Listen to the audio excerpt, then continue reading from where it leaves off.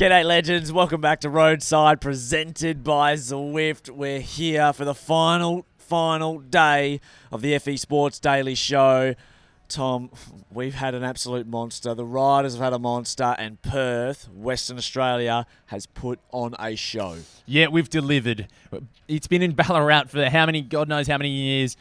Nationals has changed face today. That was an amazing day of racing, right from the get-go in the morning with the Fondo.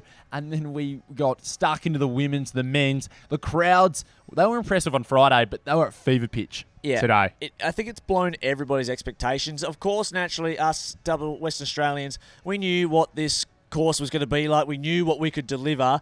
But even I, and safe to say, I did not think it would be this big. It was incredible.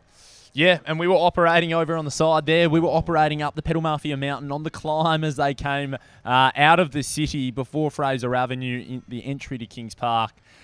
And the crowds just built and built all day, didn't they, mate? Didn't stop. It was very special to commentate you and I, mate. We've been working hard in the WA scene here, and it was really cool to be up there on the hill with all of our mates and everyone that just loves cycling, and it was just absolutely pumping our voices. I was in control of my voice for the first, I would say, half of the day, and then as it started to get really exciting, it's gone. No, I'm in the same boat, and we need to find something to get on the back of the throats. We'll be able to find something cool, crispy to treat our throats later on. Couple of lozenges of the beer variety. But we must remind you, our show is brought to you by Zwift, and it's also brought to you by FE Sports. We can't do this without their support. We can hear the bell there getting packed away. So big thank you to them. Make sure you subscribe on our YouTube. Of course, you'll find us through the social links and Instagram as well, at the Press Room Podcast, and subscribe to the podcast on Apple or Spotify. That's what we want to see. Absolutely. Drop us a link. If you're in the crowd out there today, let us know. We want to know what your experience was like as well today on the hill. We are recording. That's okay. We've got people packing up. That's great. We love the sound of the bell anyway. Give it a ring. Go. Ring the bell. Give one ring. If you're listening on because you're not watching, we've got one of our staff members ring-a-ding-ding the finish line bell for a little bit of content. I don't mind that. Good shout. Don't mind it at all. It's time to get stuck into the women's and men's recaps and highlights right after this. Okay, the women's race was the women's elite, and it was the under-23 race as well. It's an absolute cracker, and it turned out to be a Jayco Alula show. It certainly was. We saw an early move of 5. They got off the road on the first lap. Well, rather, it was 6, and then they lost one pretty quickly. But it was Lucinda Stewart who emerged out of that group victorious in the end, didn't she? It was. They got a breakaway very early. It was about, the first lap. They went away. The riders we had there was Nicholson, Caitlin Nicholson from Butterfield Zip Track, Ella Simpson from St. Michel. She was moving well. Lucinda Stewart, as you mentioned, riding for the Live Alula Jayco development team, let's not forget, and really her first couple of weeks in that kit. Cassia Boglio, the WA State Road Champion, and Sophia Salmons. We remember, well, we would know, but East Coast riders remember her ride at the Warney in that day breakaway to the line. She went all the way there, and she showed her experience from that. She showed what she's gained from that experience, showed what she was capable of. Absolutely, and of course, this tough. The cream just rose to the top all day, didn't it? Well, once we saw that group, I was thinking, well, there we go. We're going to see Friday night all over again, because I knew Jayco would be very, very happy with Lucinda Stewart in that group, because we know how fast she is, let alone how strong she is. Getting to the end of that race was no problem for her. And it was funny. We talked with Jess Allen, the director sportif, and she said at the start it was panic stations. Why, Tom? Well, they were worried. Lucinda was coming up to the car, and she was saying, I'm not feeling that great. My legs are hurting. So she was really quite coy at the back of the group for quite a large period of time. But what were we seeing, Tommy? On the hill, she was climbing with her mouth closed, nose breathing. Yeah, it was a completely different narrative when you're outside that bubble. So that's just poise, and just showing some experience from maybe last year as well, having a bigger, more extensive program, and very Well, she just showed everyone how to do it, didn't she? So the gap went out to 6 minutes at its highest point, and I think once it got to 4 minutes, they were only racing 109 kilometres, which in itself, we could talk about that soon, too short. Once it got out to 4 minutes, that was it. This breakaway was going to the line, and it was Ella Simpson. She was really active on the climb, on the mountain, trying to split it up, wasn't she? Yeah, she was the animator. She instigated all these attacks as we hear a couple of kookaburras going off in the distance. She was the driver, and she really was the one who instigated this earlier move, to be honest, to begin with. Really impressive ride from her today. She kind of got caught on the front on the drag up to the finish line, didn't she? She just got stuck on the front.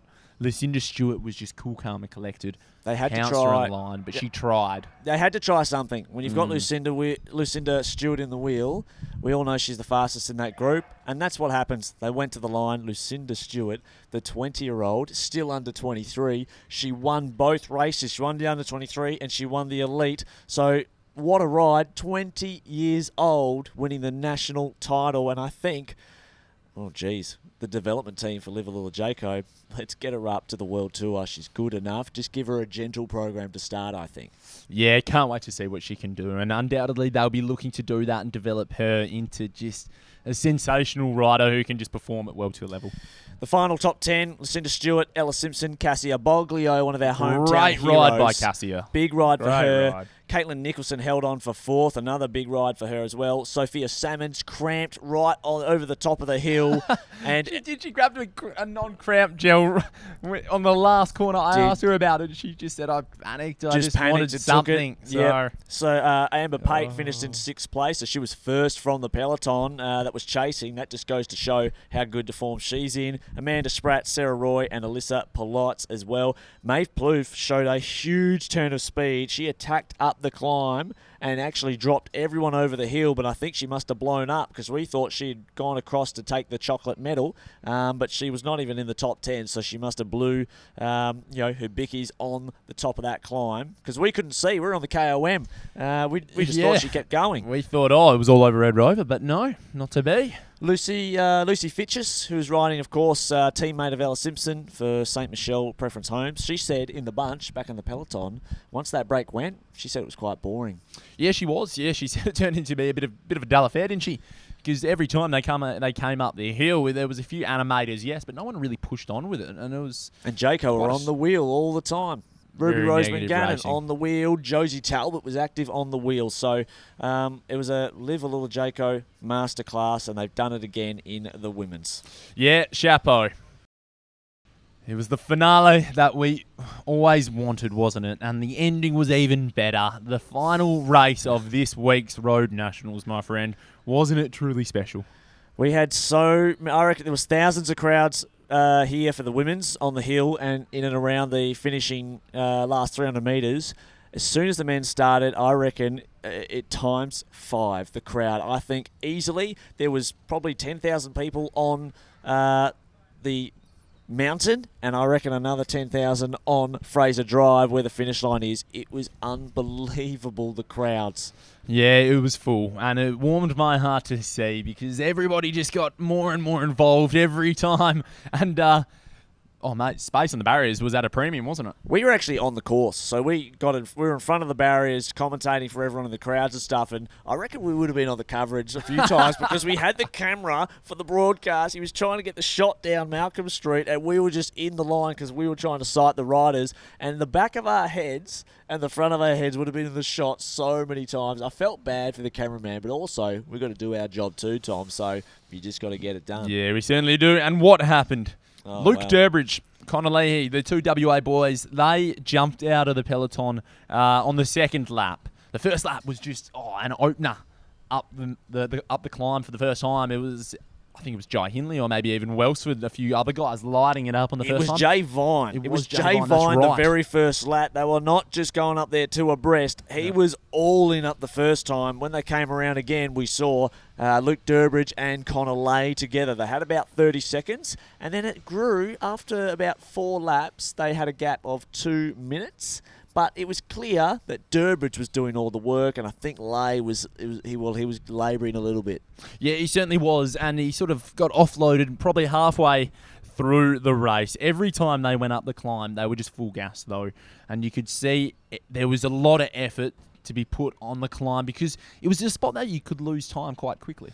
Well, it was dropping riders. And Jayco, again, masterclass, because they had Durbo up the road. It gave an armchair ride for Luke Plapp, for Chris Harper, for Kel O'Brien, and every time they went up the climb, it wasn't a purple rider on the front. It was either Vine, it was either Gilmore, Jai Hindley, even Welsford at one moment pulling, and the gap to Durbridge and Connor Lay went out to about 3:45, and then 70 Ks into the bike race, Connor Lay was dropped and Durbo was solo. He was, and he was all by himself, and we thought, this could be cause for concern, but it really wasn't. Durbridge he's so experienced. He just kept the pace on, didn't stop. He just knew what speed he needs to do.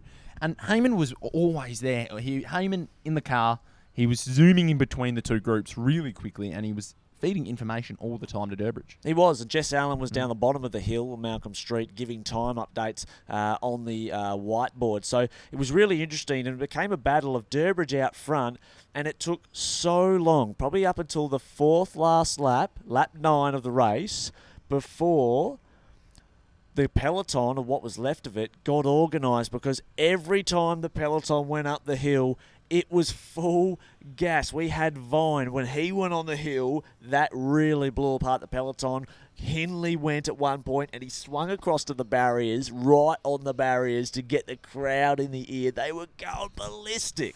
Yeah, they were pretty Perthonian, and they were vocal, weren't they? They wanted to see the Prince of Perth make this move, and it was a big acceleration, wasn't it? It was a huge turn, and it was definitely, we were commentating there on the very crest of the hill, and by the time the riders came to us, we couldn't hear what we were saying with this epic sound system around, and it was just hectic. Now, Luke Plapp, what a ride. He looked $1 million, even when they were going full gas, even when Vine was going full gas, Hindley full gas. He still looked comfortable, and for most of the time, he would go over the top, he'd look over to us, Tommy, give him a little nod, and at some point he was just smiling and loving life, sitting in the box seat. Oh, he was. It was almost a bit cheeky at some certain points when there were others just going out the back door, others just gritting their teeth, and Plapp just giving a little head nod to us on the way through. Brady Gilmore. I liked the audacity. Gilmore the same as well. He was very comfortable. The boy from Kalgoorlie, my pick. The mortgage is gone, but I tell you what, Brady Gilmore against a whole Jayco team, he proved he's world tour level and at the top half of it. He is so talented. He rode incredibly. I think he did the best he possibly could with no resources. He had Simon Clark there, but he could only help a little bit. Yeah, it was a good shout by Simon Clark as well. He knew he wasn't going to be able to take the chocolates today, so he just went all in on the young rider, Brady, which is to do that and to devote himself, to make the sacrifice and be over here. Massive kudos. That's what Clarkey does. Now, Durbridge, meanwhile, every time we got closer to the final lap, about lap 3, the cracks really started to show. 1:45 was the gap. Then on the final lap, it went down to 35 seconds. He was really struggling. 160 Ks in the breakaway, most of that on his own. And that is when we saw, on the second last lap, Luke Plapp for the first time make his move on the Pedal Mafia mountain. I'm going to go on the record and say I called it, mate. I did. I absolutely did. I said the best form of defense is offense, and I wouldn't be surprised. And Plapp, yeah, to his credit, geez, he went. And when he went, it was just this vicious acceleration, no let up. It was very nicely timed. Even to the point where he was able to catch Durbo just over the top of the climb. Luke could just sit up for a quick second and then get in the wheel. Yeah, it was really nicely timed. It was really nicely timed. When Platt went, the first riders to respond behind it was Gilmore. He was trying to chase behind, but you know how strong Platt is. The reason why he is a 3-time consecutive champion. He sat up beautifully just to give Durbo just a break to get on there. He kept going. He was looking back as well, Tommy, as some of our amazing volunteers, Fiona, legend, got on there. He looked back to make sure that Durbo was on the wheel, and we thought, okay, that's great. He's going to give him a tow for silver. And then in the end, made the ultimate sacrifice, didn't he? He dragged Durbo around May. He dragged him around What about the bottom of the Lufkin. hill? On the last time up Malcolm Street, the crowd on there was psycho. They went side by side, arms around each other up the climb, and they were talking with each other. And then Platt pushed Durbo through, the hometown hero. He's been a champion 12 years prior, and he let him go through and take the chocolates, and Durbo earned it. He earned it. He earned every string on that jersey, every inch of fabric. He earned it through gritted teeth, pushing pedals out today. An honourable move by Platt. It's all class. You've won 3 in a row. You can tie the record for 4, and just, of course, the national title, no one gives up wins. It just goes to show the class of Luke Platt and the respect he has for Luke Durbridge. And not only is that a massive win for Luke Durbridge, as if we didn't need any more positive press here for this event, Durbridge winning the Perth Road Nationals. You just can't even write it. We were talking about renaming Malcolm Street the Durbridge Delight. Yes, and we absolutely should. We'll get out there with the spray can later tonight. No, look, front page of the West, and if it's not, I want to see riots in the streets. Oh, 100%. I tell you what, the final top 10 will go through there. Luke Durbridge got the win. A simply amazing last win in 2013, and the scenes afterwards were heartwarming. How was the post up as well from Durbo? Saucy, mayo, all the trimmings. Luke Platt, second place, simply amazing. Liam Walsh and Brady Gilmore battled out for bronze, and Liam Walsh got it done for Cash body wrap. Chris Harper in 5th. Jay Vine, a really strong ride. Blake Agnoletto, well done. That is a solid ride with Ollie Bledden, then Jai Hindley, and Blake Quick rounding out the top 10. That is a classy top end. There was a lot of talk about how this course was not going to be as hard as Buninyong. Take it back, eh? The riders, we were walking from the Pedal Mafia KOM, and we were walking up towards here, basically, to get our stuff and set up, and all the riders were coming back, and they were all just shaking their heads going, wow, that was so hard. Tristan Saunders, you're kidding me. That was hectic. Brady Gilmore was like, boys, I tried.